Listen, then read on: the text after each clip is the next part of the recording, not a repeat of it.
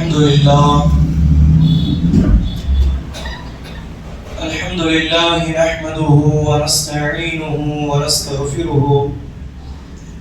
ونؤمن به ونتوكل عليه ونعوذ بالله من شرور أنفسنا ومن سيئات أعمالنا من يهده الله فلا مضل له ومن يضلل فلا هادي له ونشهد أن لا إله إلا الله وحده لا شريك له ونشهد أن سيدنا وحبيبنا وطبيب قلوبنا ومولانا محمدا عبده ورسوله أرسله بالحق بشيرا ونذيرا أما بعد فأعوذ بالله من الشيطان الرجيم بسم الله الرحمن الرحيم يا أيها الذين آمنوا اتقوا الله وكونوا مع الصادقين آمنت بالله صدق الله العظيم وبلغنا رسوله النبي الكريم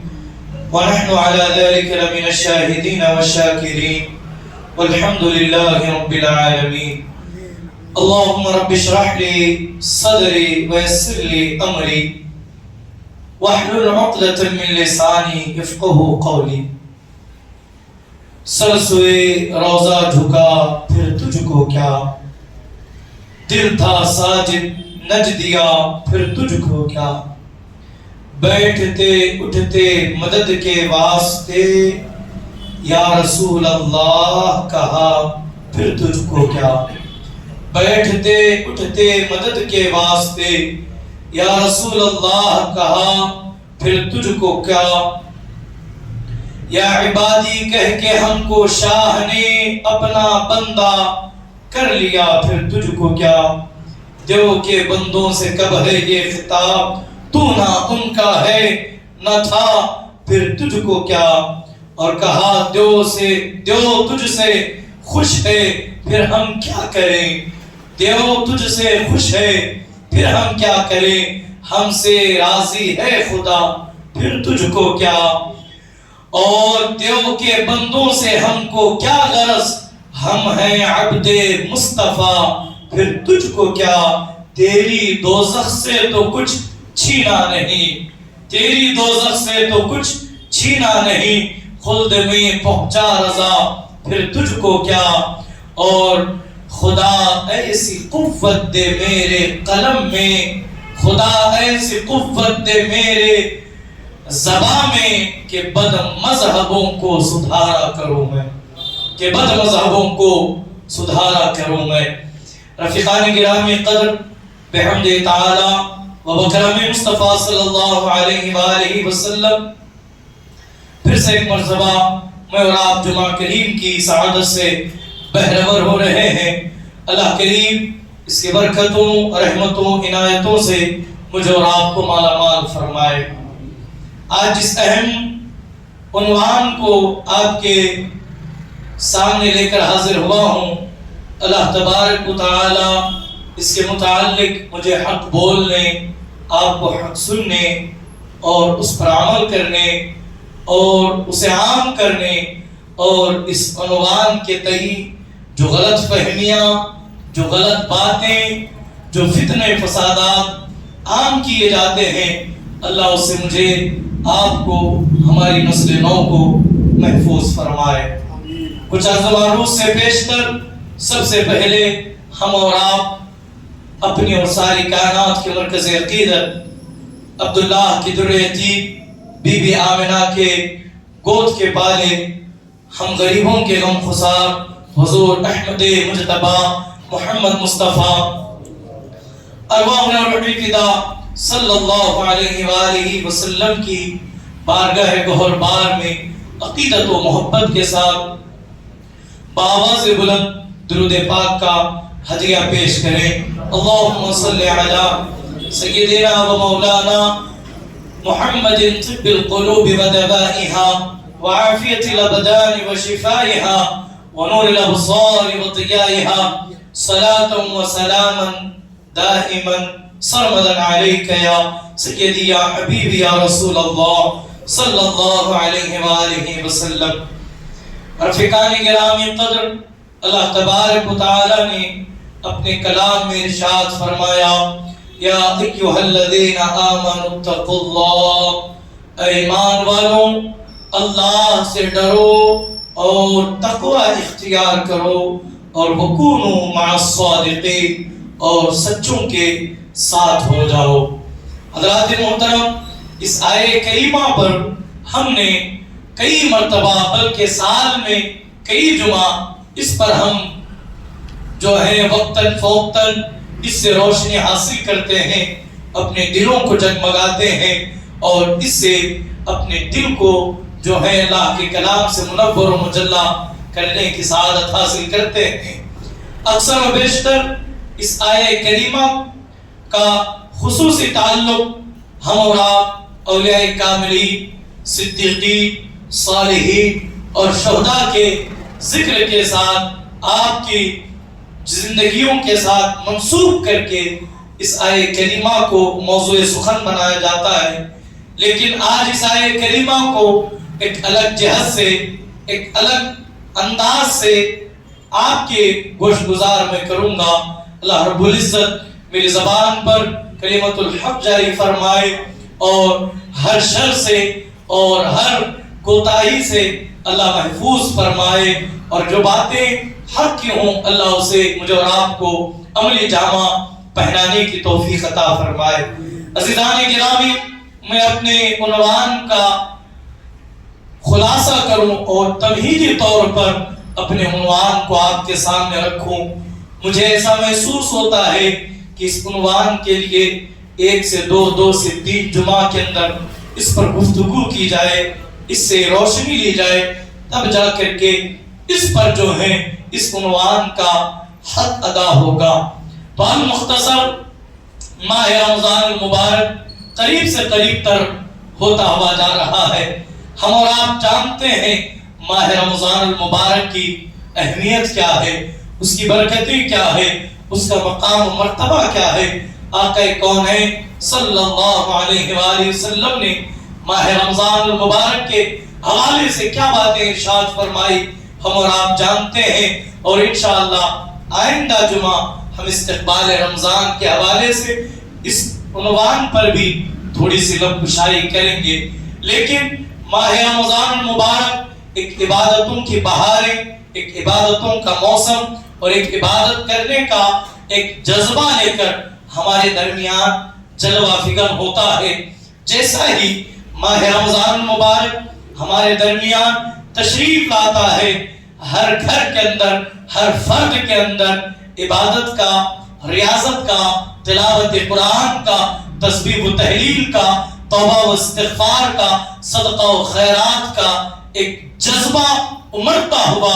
اور بیدار نظر آتا ہے، جس کے تئیں ہر ایک مسلمان کی کوشش کرتا ہے میری زندگی سنور جائے، میں ایک بہترین مسلمان بن جاؤں۔ انسان چاہے کتنا ہی گناہگار کیوں نہ ہو، لیکن اللہ تبارک و تعالیٰ نے انسان کے سینے کے اندر جو دل رکھا ہے وہ ہمیشہ ایک جسم انسانی کو، ایک انسان کو اس بات پر ابھارتا ہے کہ اب وقت آ گیا ہے کہ ہم عبادت کی طرف لگ جائیں، ہم صحیح نیک بندے بن کر صراط مستقیم پر چل جائیں۔ یہ امید، یہ آرزو، یہ ارادہ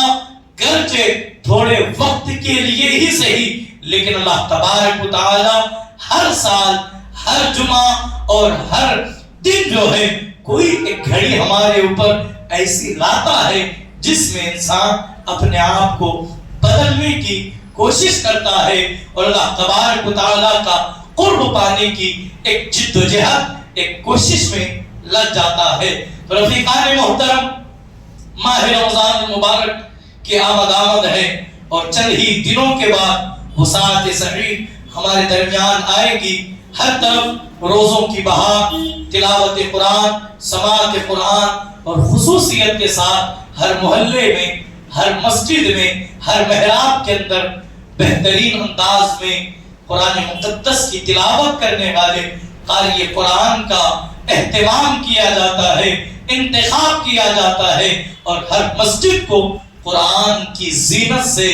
منور اور پرنور جو ہے وہ فضاؤں میں معطر کیا جاتا ہے۔ تو عزیزان محترم، تو میری جو تمہید میں نے آپ کے سامنے رکھی، اس تمہید کا لب لباب ماخذ یہ ہے۔ آج ہم اس بات کا جائزہ لیں گے نماز تراویح کی اہمیت کیا ہے، اس کی فضیلت کیا ہے، اور اس کے تئیں نماز تراویح کو لے کر جو ہے بہت سارے معاملات، جیسے ہی ماہ رمضان آتا ہے یا پھر اس کے چند دن پہلے ہر طرف جو ہے کچھ طوفان بدتمیزیاں اس کے حوالے سے پیدا ہو جاتی ہیں۔ میں بلا جھجک یہ بات کہوں گا، جس دور سے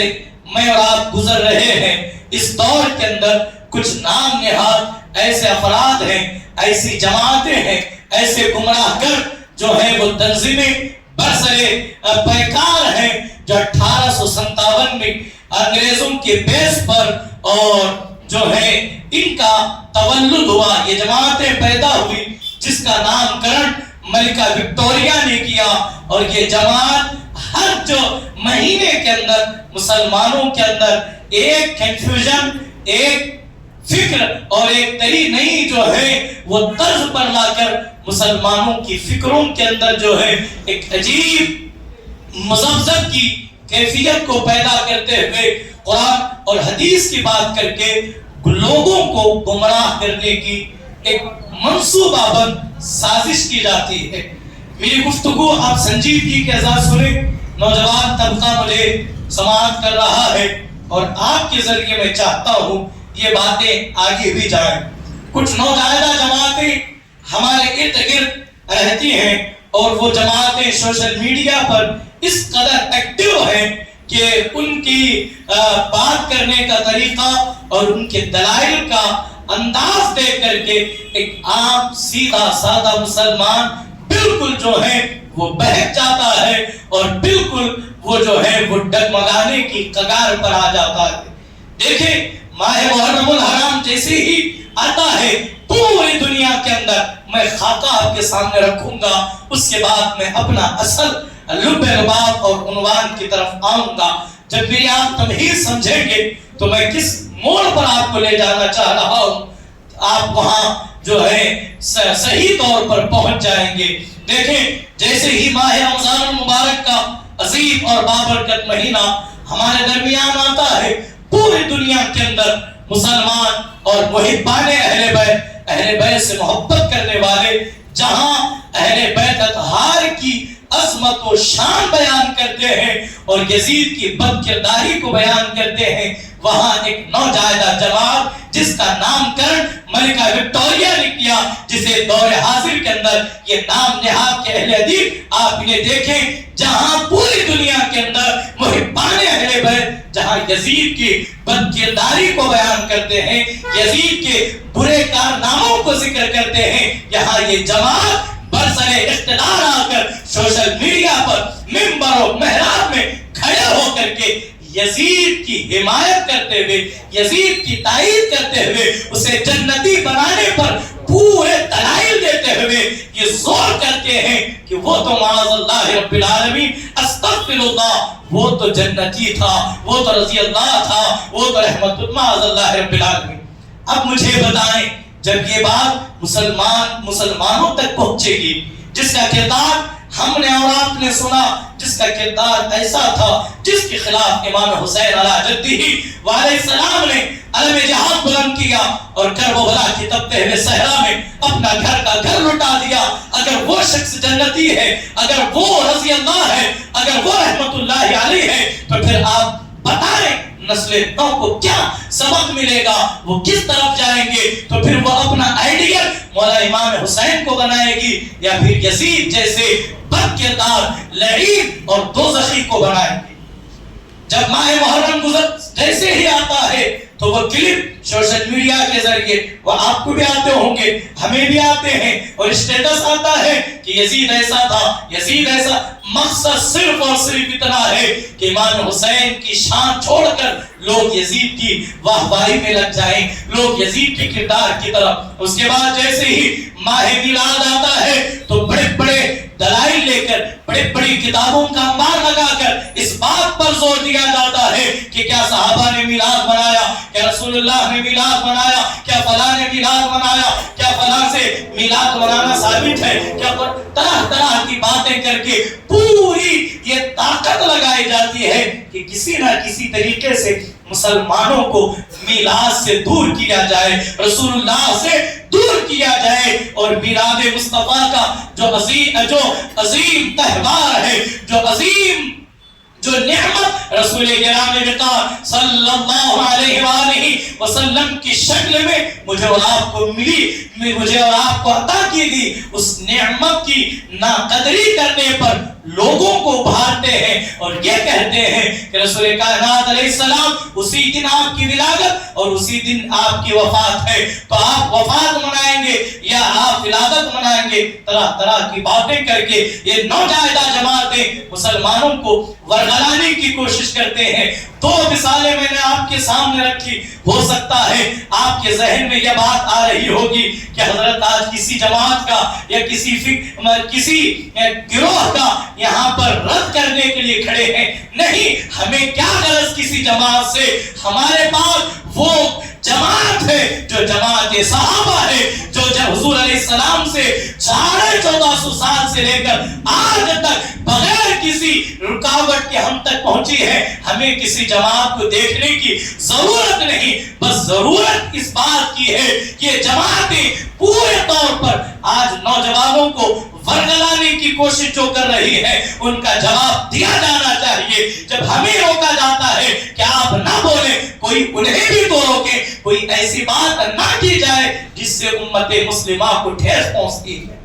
اب حالیہ دنوں میں آپ دیکھیں، اور یہ کسی سال کی بات نہیں، میرا اپنا،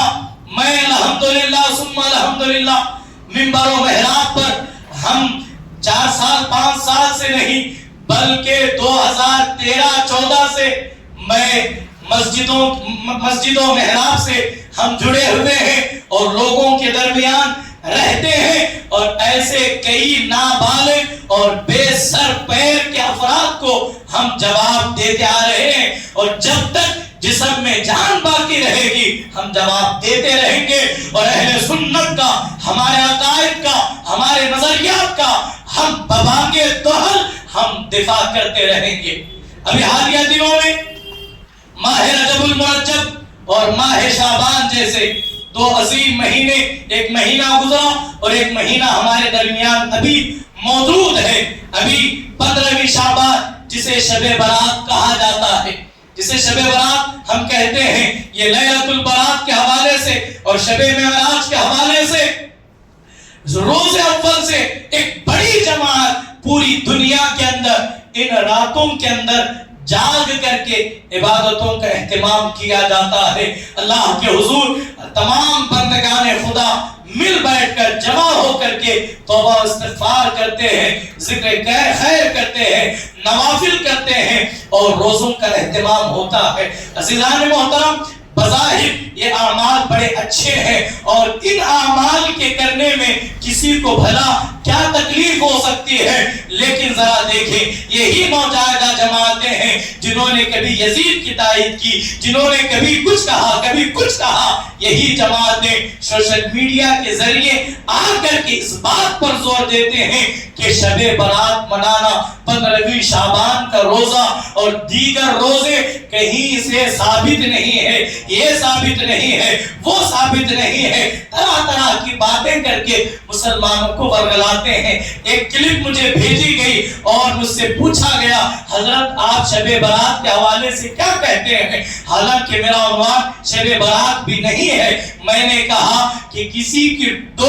دو ٹکے کی اعتراض کو دیکھ کر سن کر ہمارا عقیدہ، ہمارا نظریہ اتنا کمزور نہیں کہ ہم لیلۃ البرات کا اہتمام کرنا چھوڑ دیں۔ ایسے ہزاروں دلائل آتے رہیں گی اور جاتے رہیں گی. ہم روزے اول سے منا رہے ہیں اور مناتے رہیں گے. جو لوگ کہتے ہیں شب برات کا روزہ کہاں سے ہے، وہ کہاں سے ہے، یہ کہاں سے، آپ تھوڑا سا علم سیکھنے کی کوشش کریں اور جو سن رہے ہیں اس کے مطابق لوگوں کو جواب دینے کی کوشش کریں. بخاری و مسلم کی حدیث ہے، اللہ کے رسول صلی اللہ علیہ وآلہ وسلم کے حوالے سے ام المؤمنین حضرت سیدہ عائشہ صدیقہ رضی اللہ تعالی عنہا ارشاد فرماتی ہیں، میں نے رسول گرامی وقار صلی اللہ علیہ وآلہ وسلم کو ماہ شعبان کے علاوہ، ماہ رمضان کے علاوہ سب سے زیادہ اگر کسی مہینے میں رسول اللہ صلی اللہ علیہ وآلہ وسلم روزہ رکھتے تھے تو وہ ماہ شعبان ہے. رسول کائنات ماہ رمضان کے علاوہ اگر سب سے زیادہ اگر کسی مہینے میں روزہ رکھتے تھے کثرت کے ساتھ، وہ ماہ شعبان ہے، وہ ماہ رجب ہے، وہ ماہ شوال ہے. ان اپنی مہینوں کے اندر رسول کائنات علیہ السلام کثرت کے ساتھ الگ الگ روایتوں میں الگ الگ حدیثوں میں ہے، لیکن ام المومنین فرماتے ہیں ماہ رمضان کے بعد سب سے زیادہ روزے رسول اللہ صلی اللہ علیہ وسلم ماہ شعبان میں روزے رکھتے. اب مجھے بتائیں، یہ بات سنت سے بھی ثابت ہو گئی، عمل رسول سے بھی ثابت ہو گئی. جو یہ کہتے ہیں کہ 15ویں شعبان کا روزہ کہیں سے ثابت نہیں، انہیں یہاں عقل کے ناخون لینے چاہیے. وہ روزہ 15ویں شعبان کا ہو یا 14 شعبان کا ہو یا 16 شعبان کا ہو، بابا حضور نے روزہ ماہ شعبان میں رکھ کر کے بتا دیا، ہم جس میں ماہ شعبان کے جس دن بھی روزہ رکھیں گے یہ روزہ رکھنا در اصل سنت رسول قرار پائے گا. تو اسی کے ساتھ ساتھ آپ دیکھیں طرح طرح کی باتیں، یہ قبرستان جانا، یہ حلوے، یہ پوری نہ جانے، یہ ساری، اور حتیٰ کہ اس بدبخت اور بد زبان کو اللہ جو ہے اسے اللہ کا ذرا بھی خوف نہیں رہا کہ وہ منبر پر کھڑے ہو کر شب برات کو شب راتری نہ جانے کیسے کیسے القابات سے وہ اس رات کی توہین کر رہا ہے، جبکہ رسول گرامی وقار صلی اللہ علیہ وآلہ وسلم کی وہ واضح حدیث ہے کہ اللہ تبارک و تعالی اس رات کو بندوں کے اعمال اٹھا لیتا ہے.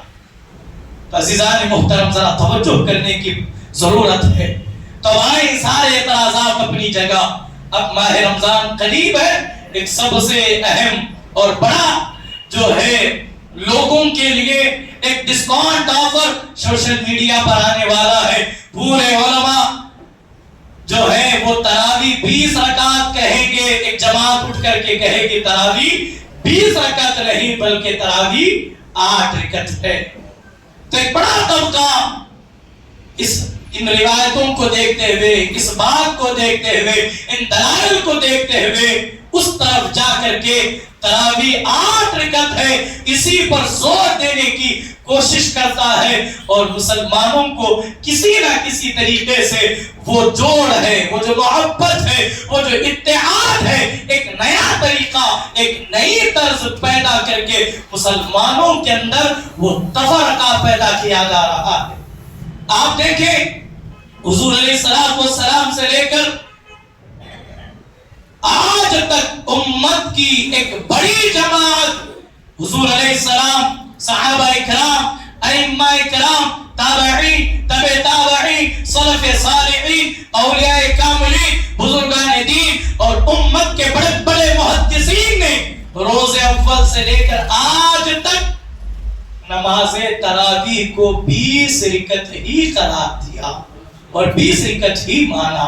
اب اس کی طرف ہم بڑھیں گے. تراویح 20 رکعت ہے، کس کے نزدیک کیا ہے، ہم اس پر گفتگو کریں گے. ایک مرتبہ درود پاک پڑھ. اللہم صلی علی سیدنا و مولانا محمد مبارک وسلم. الصلاۃ والسلام علیک یا رسول اللہ صلی اللہ علیہ وآلہ وسلم. عزیزان محترم، ظاہر سی بات ہے جب ایک بڑا طبقہ 20 رکعت تراویح کا قائل ہے، جو یہ کہہ رہا ہے کہ تراویح در اصل 20 رکعتیں ہیں جو رسول اللہ سے ثابت ہے، اور ایک جماعت اٹھ کر کے کہے کہ تراویح 20 رکعت نہیں ہے بلکہ تراویح 8 رکعت ہے، تو آپ مجھے بتائیں جو مسلمان سال میں ایک مرتبہ عبادت کا جذبہ لے کر عبادت کا ایک جو ہے نہ ختم ہونے والی امید لے کر کے آتے ہیں، پھر انہیں اور سہولت ملے گی۔ جو 20 سے 8 پر آئے وہ 8 کو بھی ترک کرنے میں ہچکچائیں گے نہیں۔ اب ذرا دیکھیں گے تراویح کی اہمیت کیا ہے، تراویح کی برکتیں کیا ہے، اور تراویح کا مقصد کیا تھا۔ اللہ کے رسول صلی اللہ علیہ وآلہ وسلم ماہ رمضان کے جو روزے ہیں وہ سن 2 ہجری کو فرض ہوئے۔ کب فرض ہوئے؟ 2 ہجری۔ ہجری یعنی کہ رسول کائنات علیہ السلام نے جو ہجرت فرمائی مکہ مکرمہ سے، آپ نے مدینہ منورہ کی طرف جو ہجرت فرمائی، اس کے دوسرے سال، ہجرت کے دوسرے سال اللہ تبارک و تعالیٰ کا حکم نازل ہوا، یا ایھا الذین آمنوا کتب علیکم الصیام کما کتب علی الذین من قبلکم لعلکم تتقون۔ اے ایمان والوں، تم پر ماہ رمضان کے روزوں کو فرض کیا گیا جیسا کہ تم سے پہلے والوں پر یہ روزے فرض کیے گئے تھے۔ تو اللہ تبارک و تعالیٰ نے ماہ رمضان کے روزوں کو اور اس کی راتوں کو قیام کرنا مسلمانوں کے لیے ایک بہترین عبادت اور کار خیر کا ذریعہ بنایا۔ دن کے روزے فرض ہیں اور رات کی تراویح سنت موقتہ ہیں۔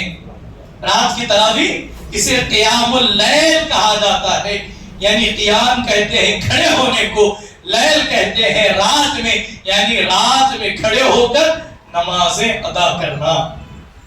تو حضور علیہ السلام نے ایک دن، 2 دن، پہلے دن آپ علیہ السلام مسجد میں تشریف لائے، صحابہ نے آپ کو دیکھا، آپ کی پیچھے صحابہ تشریف لائے، حضور علیہ السلام نے نماز شروع کی، حضور علیہ السلام نے نماز پڑھائی، 20 رکعت نماز پڑھائی۔ مسلم شریف اور دیگر کئی احادیث ہیں، اگر میں حوالہ جات دیتا رہوں گا تو بات بہت طویل ہو جائے گی۔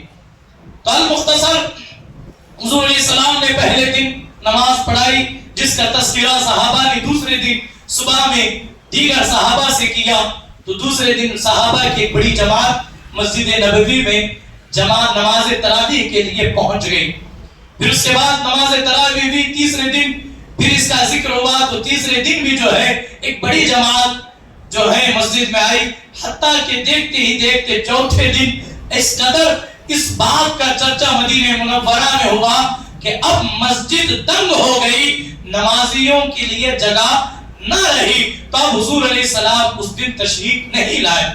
اللہ کے رسول علیہ السلام سے جب دوسرے دن پوچھا گیا، یا رسول اللہ صلی اللہ علیہ وآلہ وسلم آپ تشریف نہیں لائے، ہم آپ کا انتظار کرتے رہے تاکہ آپ کی ابتدا میں، آپ کی امامت میں ہم نماز تراویح کو ادا کر سکیں۔ تو حضور علیہ السلام نے فرمایا مجھے ڈر تھا کہیں یہ نماز تم پر فرض نہ کر دی جائے۔ جیسے کہ ابھی میں نے کہا نماز تراویح کیا ہے؟ سنت موقدہ ہے۔ اب سنت موقدہ ہے تو یہ واجب کے قائم مقام ہے، اس کا ادا کرنا ہر مسلمان مرد اور عورت پر ضروری ہے۔ مرد پر بھی سنت موقدہ اور عورتوں پر بھی سنت موقدہ ہے، وہ اپنے اپنے طور پر ادا کریں گی سنت موقدہ۔ مرد حضرات مسجد میں اور عورتیں گھروں کے اندر ادا کریں گی۔ تو رسول کائنات علیہ السلام نے کیا فرمایا؟ مجھ پر تمہارا راز مخفی نہیں ہے، اگر یہ تم پر فرض قرار دی جاتی تو تم ہو سکتا ہے اسے ادا کرنے کی سکت نہ رکھ سکتے۔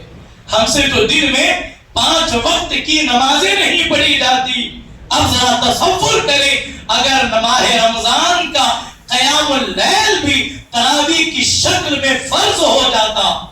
تو کتنے لوگ ہیں جو اسے ادا کرنے کی سکت رکھتے۔ تو یہی وجہ ہے، یہ بھی مسئلہ ذہن نشین رکھیں، آزادی نہ برتیں، بس علم میں رہے۔ تراویح سنت موقدہ ہے، اگر کسی کی کسی سفر کی وجہ سے یا کسی بیماری کی وجہ سے عذر شرع میں چھوٹ گئی تو اس دن آپ کو تراویح کی قضا کرنے کی ضرورت نہیں ہے، بس آپ کو اس دن کی عشاء، نماز فرض اور نماز وتر کی قضا کرنی پڑے گی۔ بہت سارے لوگوں کو یہ مسئلہ بھی معلوم نہیں ہے کہ جب بھی آپ کی نمازیں قضا ہو، فجر کی قضا ہوئی، ظہر کی قضا ہوئی، عصر کی قضا ہوئی، جو بھی نماز آپ کی قضا ہو جائے تو جب آپ قضا پڑھیں گے تو اس کے ساتھ سنت موقدہ، سنت غیر موقدہ جتنے نفل ہیں اسے قضا میں ادا کرنے کی ضرورت نہیں ہے۔ البتہ فجر قضا ہوئی 2 فرض ادا کر لیں، ظہر قضا ہوئی 4 فرض ادا کر لیں، عصر قضا ہوئی 4 عصر کی قضا ادا کر لیں، اسی طرح مغرب کی 3۔ البتہ عشاء کے اندر مجھے اور آپ کو 7 رکعتیں پڑھنی، 4 رکعت فرض پڑھیں گے اور 3 رکعت واجب بھی قضا کرنا پڑے گا۔ تو بات سمجھ میں آ گئی؟ تو اللہ کے رسول علیہ السلام نے فرمایا کہ ایسا نہ ہو مسلسل اگر یہ عبادت ہوتی رہی، اللہ کی طرف سے حکم آ جائے کہ یہ نماز آپ پر فرض کر دی گئی تو تم پر یہ بوجھ ہوگا، یہ مشکل ہوگی، یہ پریشانی ہوگی، اس لیے کہ مذہب اسلام عین فطرت ہے، فطرت کے مطابق وہ بوجھ اسلام اس مسلمان پر نہیں ڈالتا جسے ایک مسلمان اٹھا نہ سکے، جسے ایک مسلمان نہ اٹھا سکے۔ تو اللہ کے رسول علیہ السلام نے چوتھے دن یا بعض روایتوں کے مطابق 7ویں دن آپ نے اسے ترک کر دیا۔ پھر حضور علیہ السلام کا وصال شریف ہوا، حضرت عمر فاروق رضی اللہ تعالی، حضرت ابو بکر صدیق رضی اللہ تعالی عنہ کے زمانے میں بھی صحابہ کرام رضوان اللہ تعالی علیہم اجمعین فردن نماز پڑھتے، لیکن وہ قیام اللیل تراویح کی شکل ہی میں۔ لیکن جب حضرت سیدنا عمر فاروق رضی اللہ تعالی عنہ کا زمانہ آیا، آپ ایک دن مسجد میں داخل ہوئے تو آپ نے کیا دیکھا کہ پوری مسجد کھچا کچ بھری ہوئی ہے اور لوگ صحابہ کرام کی جماعت علیحدہ فردن جو ہے وہ قیام اللیل میں مشغول ہے، وہ عبادت میں مشغول ہے۔ تو حضرت سیدنا عمر فاروق رضی اللہ تعالی عنہ نے جب لوگوں کو دیکھا تو آپ نے فرمایا کیوں نہ میں ان تمام کو ایک ہی امام کے اقتداء میں کر دوں، ایک ہی امام کے پیچھے کر دوں۔ اس سے 2 فائدے ہوئے۔ پہلا فائدہ یہ ہوا بیک وقت 1 مہینے میں یکساں قاری قرآن کے پیچھے پورے لوگ قرآن کو سماعت کر سکتے ہیں، اور دوسرا اس کا اہتمام یہ بھی ہوا کہ ہر مصلی پر، ہر محراب میں ہر سال 1 مرتبہ ختم قرآن ہونے لگا۔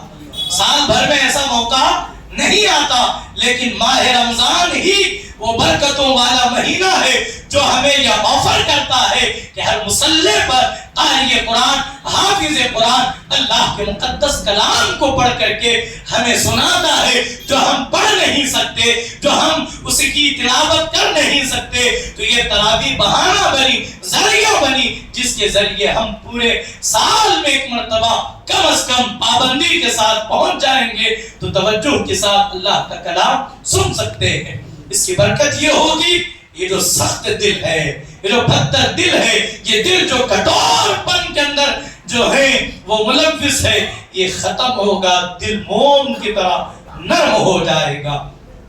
حضرت سیدنا عمر فاروق رضی اللہ تعالی عنہ نے یہ ذمہ داری حضرت سیدنا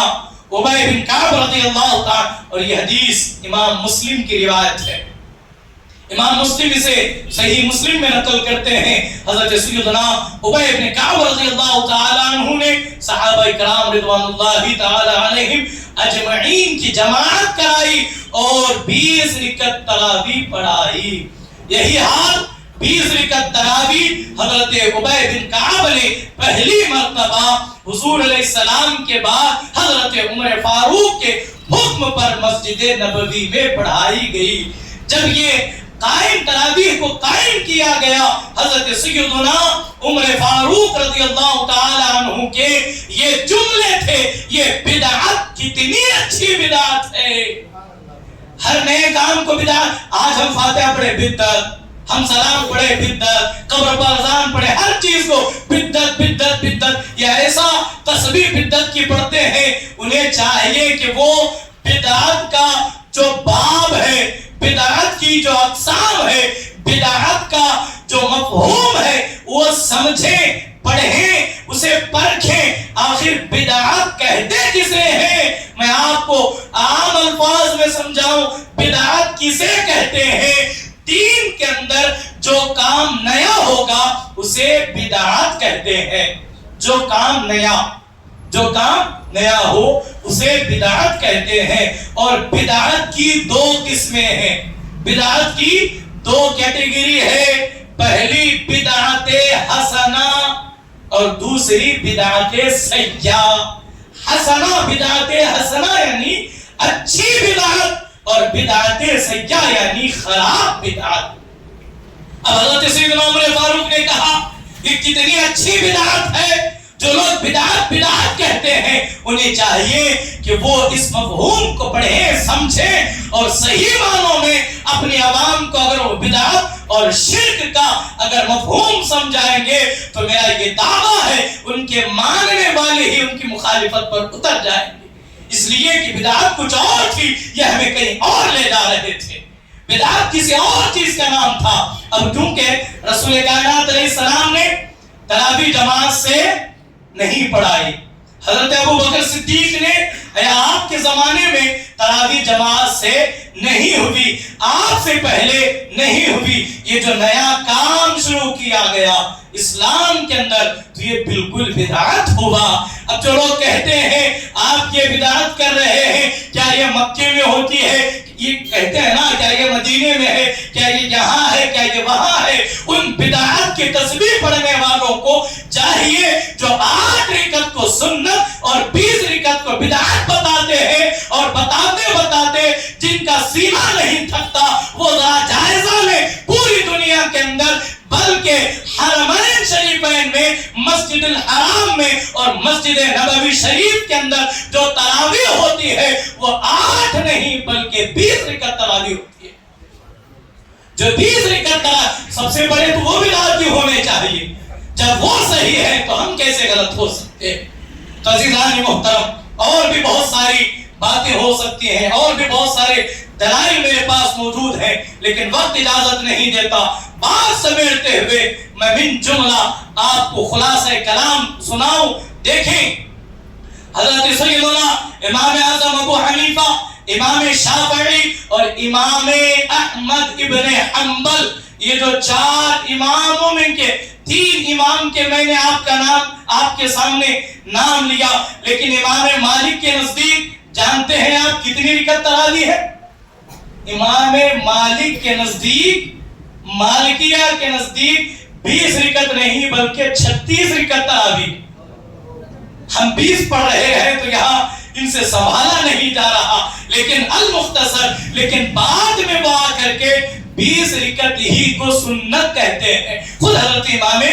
مالک رضی اللہ تعالی. تو المختصر حضرت امام مالک، حضرت امام اعظم ابو حنیفہ، امام شافعی، امام احمد ابن حنبل، کبار صحابہ، تابعین، تبع تابعین، ائمہ اکرام، اور اسی کے ساتھ سلف صالحین محدثین کا اس بات پر اجماع ہے کہ روزے اول سے تراویح 20 رکعت ہی تھی. جو 8 رکعت والا جو موقف ہے ان کی حیثیت بس آٹے میں نمک جیسی ہے. اور یہاں پر دیکھیں اللہ کے رسول علیہ السلام نے فرمایا میرے بعد میرے خلفائے راشدین کا طریقہ،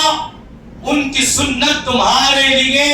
عمل کر، ان کی سنت پر، ان کے طریقے پر عمل کرنا تم پر لازم ہے، ضروری ہے. تو اب جو اجماع ہے صحابہ کا اجماع 20 رکعت، ائمہ اکرام کا اجماع 20 رکعت پر، اور اسی طریقے سے خلفائے راشدین میں سے حضرت ابو بکر صدیق رضی اللہ تعالیٰ عنہ بھی ہے. گرچہ آپ نے جماعت سے نہیں کرائی لیکن ان کا موقف بھی 20 ہی پر ہوگا. اور اس کے بعد دیکھیں آج تک جتنی ائمہ، محدثین، علماء، صلح بلکہ امت مسلمہ کی 99.9% آج بھی میجورٹی اس بات پر ہے کہ تراویح 20 رکعت ہے. تو ایک جو 0.0 ہے 1 ہے پھر ان کی کوئی حیثیت نہیں رہ جاتی.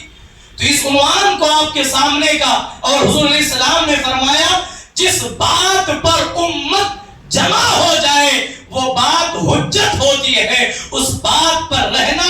ہر عام مسلمان پر ضروری ہے. اور